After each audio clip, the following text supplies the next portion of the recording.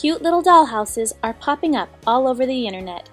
I've pulled together features of several different versions and put my own twist on it. This tutorial, sponsored by allfreesewing.com, makes it simple to sew a fun mobile home. Begin by ironing your fabrics. Then cut 2 pieces of batting and 2 different pattern fabrics to 21 by 9 inches.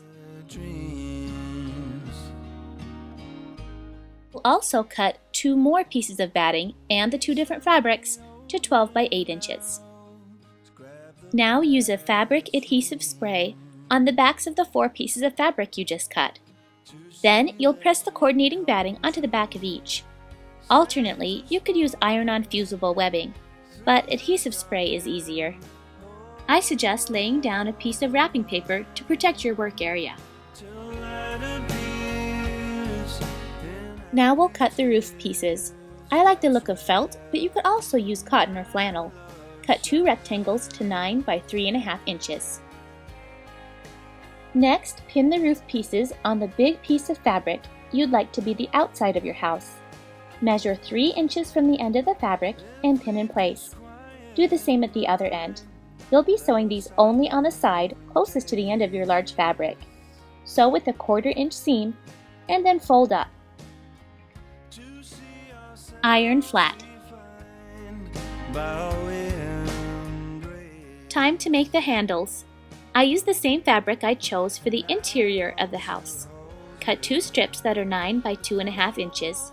Fold in half and sew on the open edge with a 1/4 inch seam. Then press the seam open and turn right side out. Repeat for the other strip.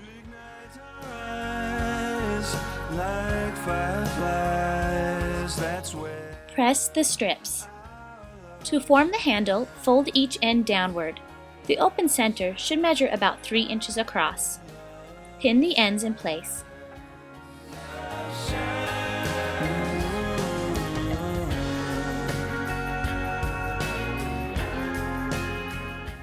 To make sure the handles are identical, form the second handle by laying the strip on top of the first. Match up the edges and pin the second handle. Top stitch around the perimeter of the handle with a 1/4 inch seam.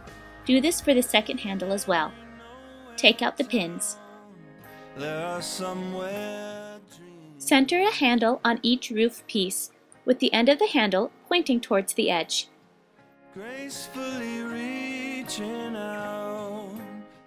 Pin the handles in place.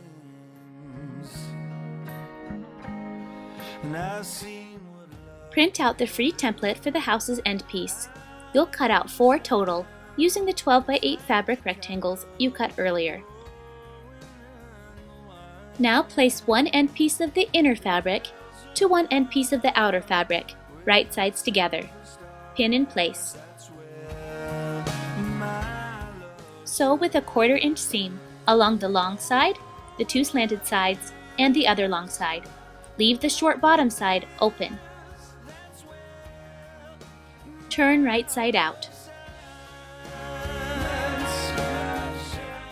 Use the handle end of a paintbrush or another gentle tool to poke out the corners. Iron flat. Cut a piece of plastic mesh to fit inside. It will need to be cut slightly smaller than the end piece. Cut off about a 1/2 inch extra at the bottom, as you will be sewing a seam there later.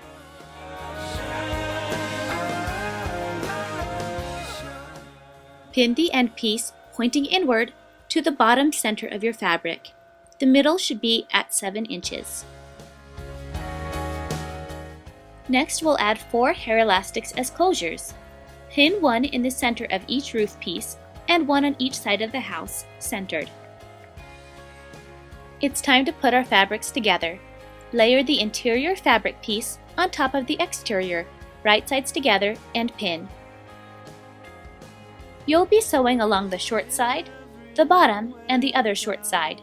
You will not sew the top long side. Remove the pins and turn right side out. Make sure the elastics are sewn well. Press the fabric flat. Now we'll sew seams to make pockets for the mesh walls. Top stitch along the edge of each roof piece. Next, fold up the end piece and sew beside either side of it. If you're worried you won't be able to sew straight the whole way, you can measure and use pins to guide you, but I'm gonna wing it. Sew down the length of the fabric, stopping about 1/4 inch away from the raw open end. Then, cut rectangles of mesh to fit inside each pocket you created. Remember, we need to sew the open end shut later, so cut the mesh 1/2 inch shorter. Tuck in the open ends on each side. Press with an iron.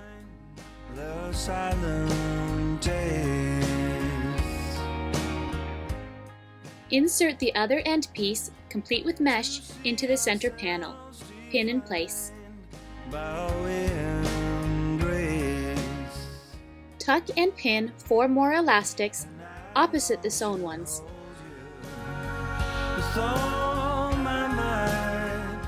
Then sew the long side shut, close to the edge. Now we'll add the button closures. Stretch the elastic until it reaches the center and make a dot where the button should go. You'll be sewing 4 buttons total. Remember, if you're using a button without a shank, you'll need to add some stitches before sewing the button so the elastic will fit behind it. Now comes the fun part, decorating. You can print off my free furniture template or design your own. Attach the felt furniture with a hot glue gun or fusible webbing.